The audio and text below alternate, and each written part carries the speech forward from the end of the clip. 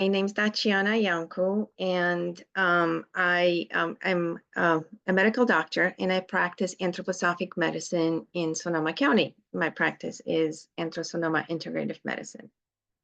And tonight I'm here to talk with you a little bit about what is anthroposophic medicine and maybe some pearls from anthroposophic medicine that you can use with your children in everyday life, and maybe also preparing for the winter. So anthroposophic doctors are conventionally trained doctors who undergo additional training in anthroposophic medicine. And it was started in 1920 by Rudolf Steiner and Ita Wegman. So Ita Wegman was a physician, and Rudolf Steiner is the founder of anthroposophy that you are probably familiar with from Waldorf schools. And since the 1920s, the anthroposophic medicine practice has been developed throughout the world, and it is found mostly in Europe. It includes multiple disciplines like oncology, cardiology, pediatrics, neurology, and psychiatry. It is now growing quite significantly in like South America. Also, there's some practiced in India and in China. But still, when it comes to being practiced in the hospitals, it is most prevalent in Europe and a little bit in South America. Currently, there are about 22 hospitals and a large number of outpatient clinics and therapeutic centers. And in anthroposophic medicine, we really look at the human being as a more complete way. We consider like the physical and spiritual microcosm within the macrocosm of the universe. So I'll be talking a little bit about how we do this. We look at the human being as a fourfold human being that doesn't include just a physical body, but also has an energy body, an astral body, and an ego. So the physical body is what we associate most commonly in everyday language. But this is just kind of like the outer, well, the physical aspect, and what we see from the outside. It's the mineral part, and then we have an etheric body that includes the physical body and the etheric aspect. And then within the animal, there's a physical, there's an etheric, there's an astral, and then the human also has an ego, a self-consciousness, individuality aspect. So if we think a little bit more about the physical body, this is related with the minerals because it's what we have that's really made out of this earth, out of the components of the earth is the basic mineral aspect of our body. So the carbon and the calcium that make up our cells and physical structures. And then an etheric body is what we see in plants. So the plants have a physical and an etheric body. And this is the life body. This is what keeps the body alive. And if you've ever witnessed a plant dying, so actually you can just think about a dry plant versus a live plant. So a dry plant will still have a lot of its physicality there, but it does not have that aliveness in it.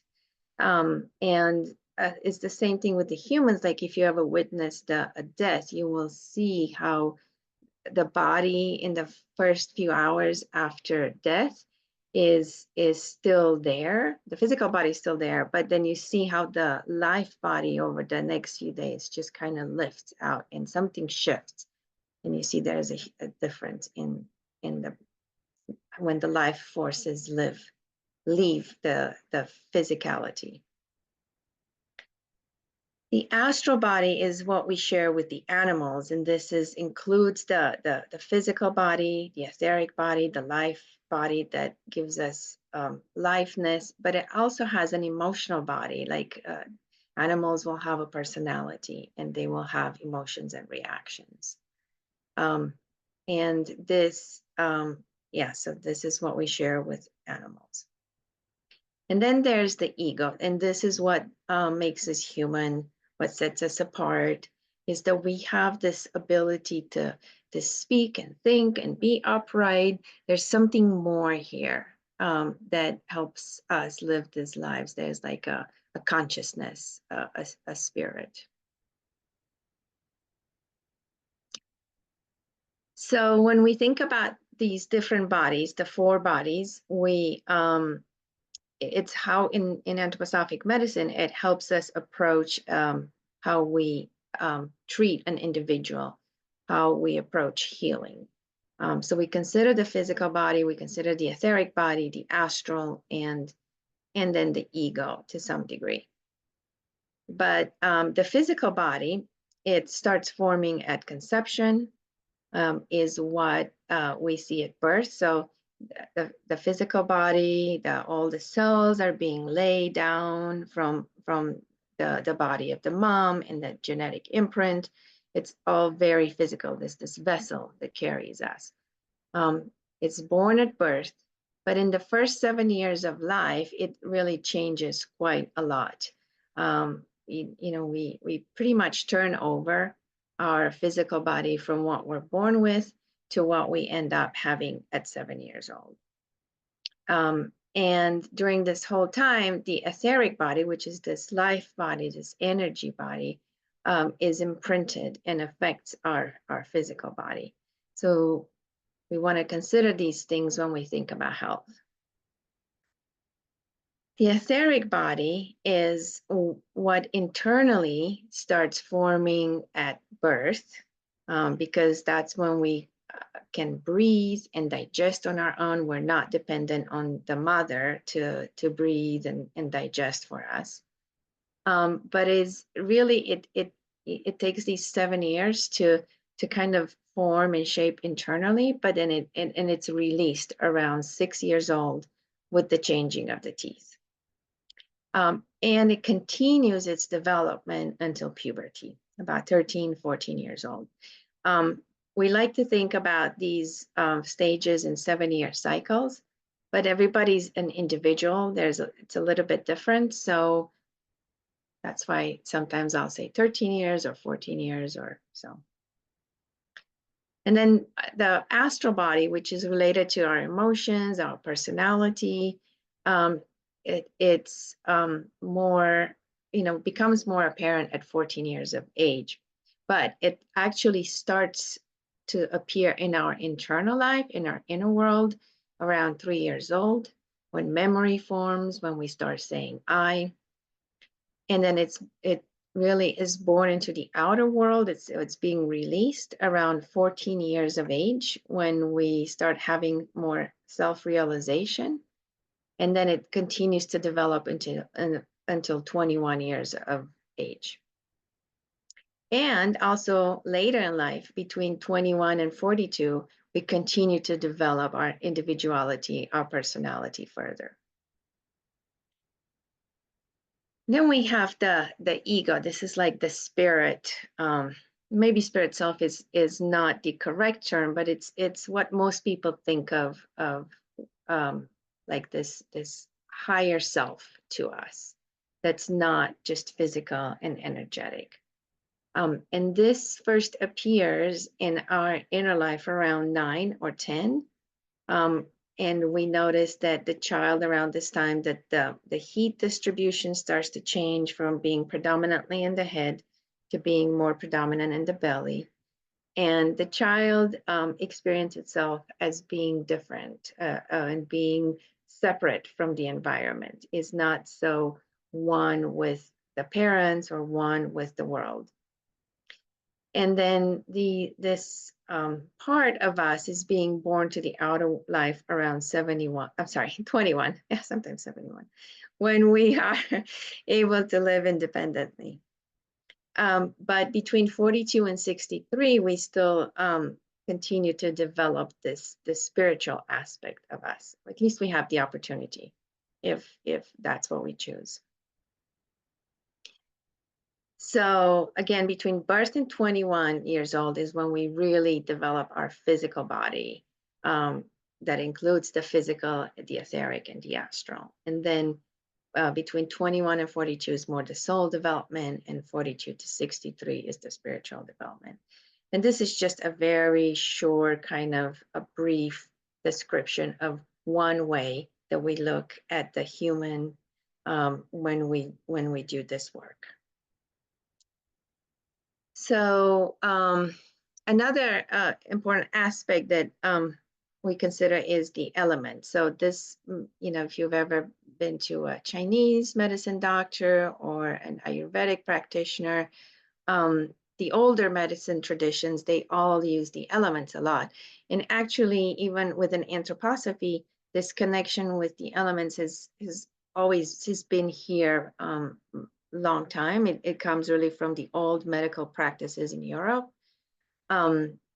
But within the context of these four bodies, we really connect the physical body more with the earth element, the etheric body more with the water element, and the astral body with air, and the ego eye with warmth. In other traditions, it's more fire, but we like to really call it more warmth because there's a more nurturing, healing, like it has a different connotation than just fire. So, how do we support the child in the first 7 years of life within this context of considering the four bodies? So really in the first 7 years, from what I just described, what's predominant then is like this physical and etheric development. So the physical body develops, and then this energetic, life-sustaining body is what develops and gets imprinted. These are the two that need the most support in these first 7 years. And a simple but essential way to look at this is through sleep, rhythm, diet, warmth, and then childhood illnesses. So sleep. Most of us in this culture don't get enough sleep. Since with all the electricity and the media that surrounds us, sleep has become not so much a priority.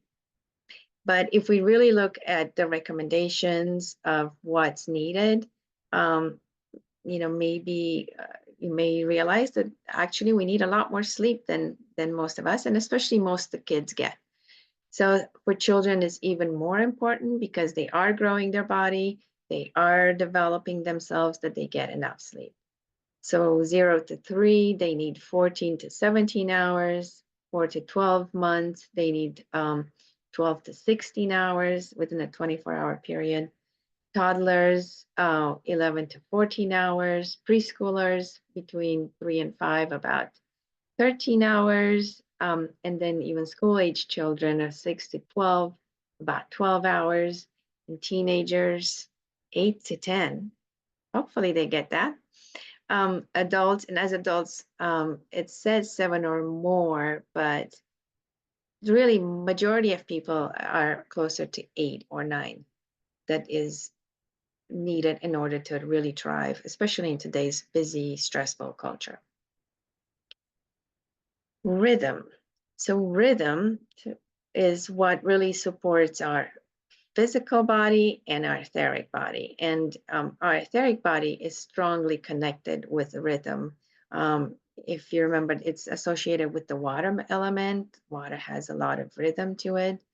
And this is where our habits, our memories really get imprinted. So rhythm can be very helpful in staying healthy and also developing strong bodies, good memories, and later in life, really thriving. So when we think of rhythm, it's all about regular bedtimes, bedtime routines, regular meal times, outdoor play. This doesn't mean schedule necessarily, but it's more about, so every morning we wake up and we have breakfast, and then we do outdoor play, and then we come in and we have a snack. So the rhythm also implies this breathing quality, where there's something active, and that's an out breath, and then there's some kind of restorative activity that's more of an in breath. And I suspect many of you may already be familiar with this from your connection with the Waldorf education. And then diet. So in terms of diet, in order to strengthen the physical body and the etheric body, organic, lots of vegetables, foods that are low in sugar and refined carbs, also variety with spices, and healthy fats, butter, dairy, animal fats.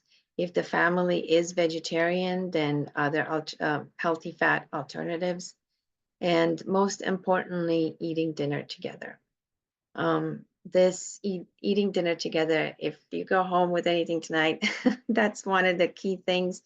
It really helps stabilize the children's nervous system when the family sits down and eats dinner together. There's quite a few studies that show that it's one thing that families can do to help with the health and success of a child.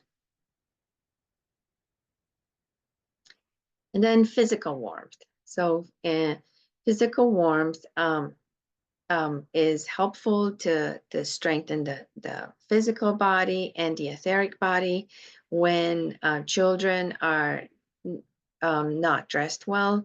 Then they spend a lot of the energy on keeping their bodies warm, and this really steals away from their energy that they require to grow, to learn, to develop their physical body, their immune system.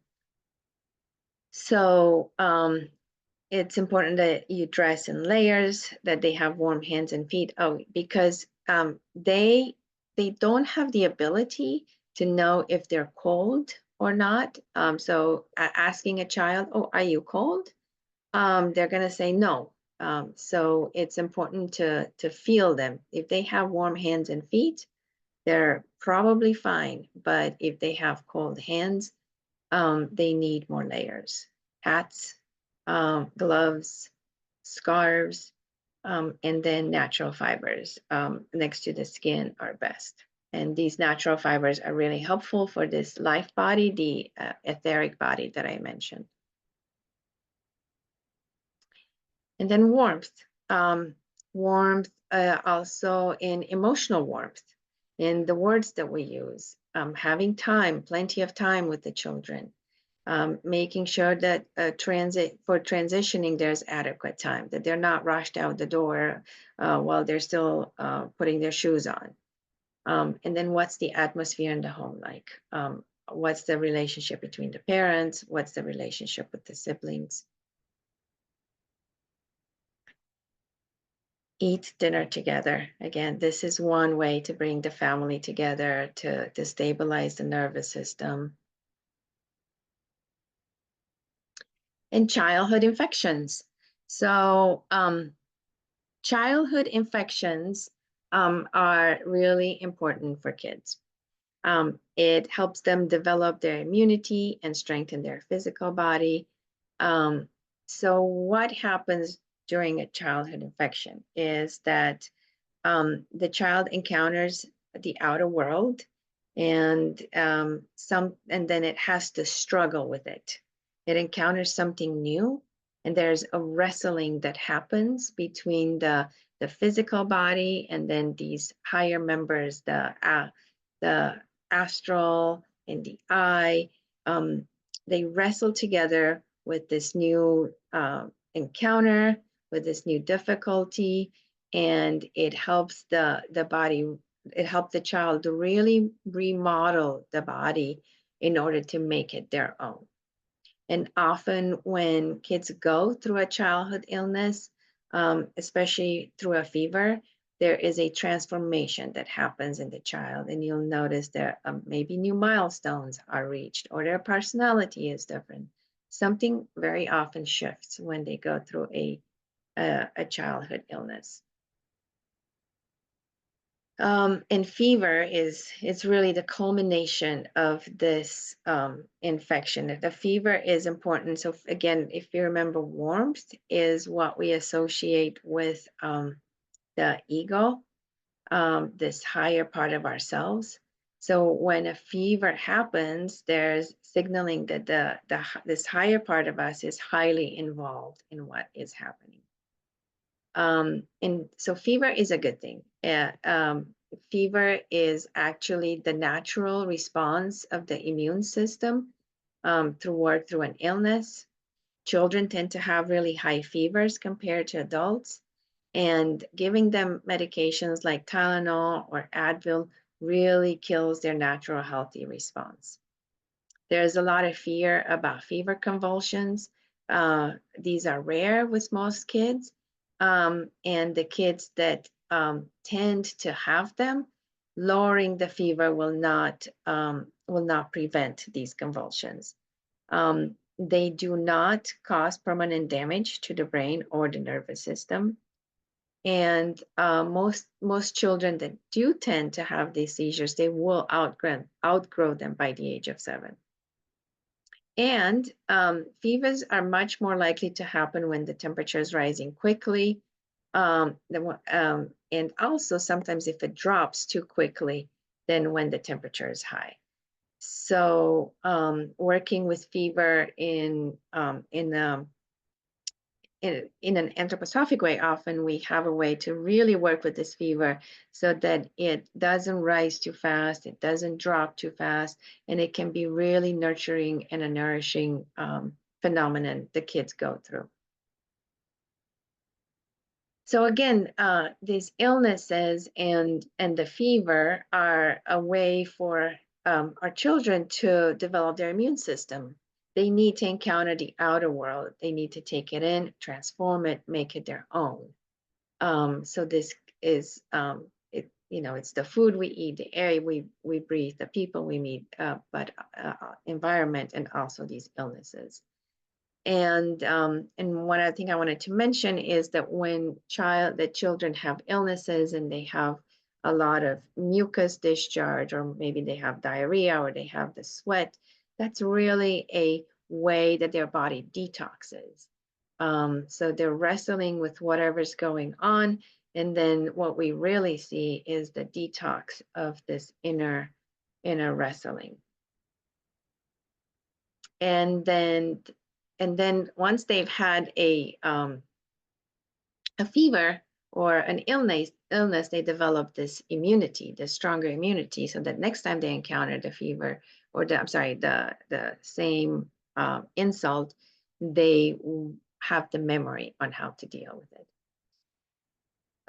And to go back a little bit more on how illnesses transform the body. So as a child at birth, we get this physical body that we inherit from our parents and our ancestors. And then into this physical body come the soul and the spirit, which, like more like the astral body and the ego. But they need to become one. They need to work together and to shape themselves into a new human being. And through this work, by the time of 7, the child doesn't just have the body that it had inherited from the parents and ancestors, but it's a new body that the child has made for themselves. And we need challenges. When a child is born, there's a challenge. Vaginal delivery, there's a lot of pushing and friction, but even other, even C-section, there's a challenge. There's coming into this new environment suddenly with lights and noises. So this wrestling or this friction, this difficulty is really important for us as humans to really help draw in the soul and the spirit. And then we need more than that. We need other challenges. We need these illnesses. So these illnesses are such a beautiful opportunity for a child to encounter a difficulty in a held way. So in the ideal world, obviously, when a child has a cold, has a fever, illness, and oh, it's so hard to watch them suffer through it. But if they can go through this really difficult wrestling situation and be held with warmth, with the parent's love, with a parent there by their side, watching them in this environment that feels safe and held, how beautiful that is. Like, what an opportunity for the child to really deal with a challenge and wrestle with it and grow through this difficult situation. And then later in life, when we're in our mid age, or in 30s and 40s, and we deal with difficulties, we have this memory, this history of this learned ability within our body, that when we encounter difficult situations, we have the strength to go through them. It's not just wanting to avoid them. And it's this going through a difficult situation that helps us grow as human being, as spiritual beings, spiritual human beings. And another way that we can support a child in the first 7 years is really to delay this early intellectual stimulation. And this can be schools, but also a lot of the media exposure is very intellectual, even explaining too much to children, because the children need all the energy at this time to develop their physical body and their immune system. So adult conversation, premature education, media, adult themes, they're stressful for kids. Because they need to engage this other part of themselves that is not developed, and that really takes away from the energy that they need to grow their bodies.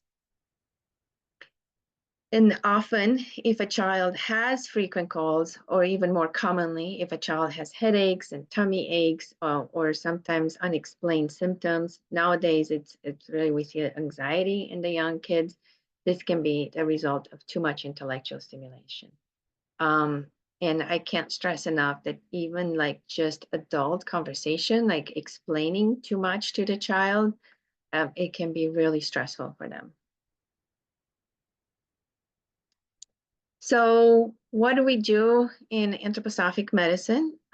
So other than really looking at the human from these fourfold perspectives, and then how do we bring more balance? So lifestyle is what I've talked about, things we can do within our habits and lifestyles. But when one gets ill, then we want to bring in some therapeutic measures. And this can be in the form of compresses. They can be compresses on the head, on the throat, on the tummy, on the back. It may be foot baths. It may be full body baths with different types of oils, or sometimes even just herbs, like different kind of natural remedies in the water. Warmth, like hot water bottle. Sometimes we use like things like lemons, putting like lemon on the throat to help. And then also using remedies, which are homeopathically made medicines that are made out of pure minerals and biodynamically grown plants. Sometimes they can be like animal products, like bees or ants, or yeah, like glandulars. And these ingredients are they're really carefully chosen and studied. So these are studied intensively by both practice, like some of us that are practicing now, and all the many doctors that came before us. And then with each patient, this can be very individual. So there's some things that are maybe kind of general, but a lot of times the remedies may be very individual for each person. So here are some examples. of some common remedies that you can actually find over the counter. And one of them is meteoric iron prunus. This is great for immune system support. It helps with also when one is kind of tired and fatigued. It's got iron in it and that is fallen from the sky. So that's why it's called meteoric iron. And then it has prunus, which is a berry that can help with this etheric body re-energizing and strengthening. For sore throat, one example is using something called cinnabar pyrite, which is a form of iron and mercury. And this is it can be great for when it has a sore throat or even with upper respiratory infections. It helps things heal faster or move faster. And I wanted to add one from Walida. So the main pharmacies in this country are the ones that you see here. So on the top, oops, is meteoric iron from Uriel Pharmacy. And then the cinnabar pyrite comes from True Botanica. And Walida is another pharmacy in this country. And then Echinodoron comes from Walida, although they have recently just really significantly reduced remedies they sell in this country. So an example here. So if somebody has a sore throat, some things we may do is recommend this cinnabar dandelion pellets. So cinnabar dandelion is very similar to the one I mentioned earlier, the cinnabar pyrite, except it also has dandelion in it, and it's made by Uriel. And for example, for a we would do it 4 times a day for throat irritation. And then we may also recommend a throat compress with lemon that helps soothe the inflammation in the throat. And that's really all I have for you. So the rest, it's all for questions right now, but I am also happy to talk about anything that anything people would have an interest in.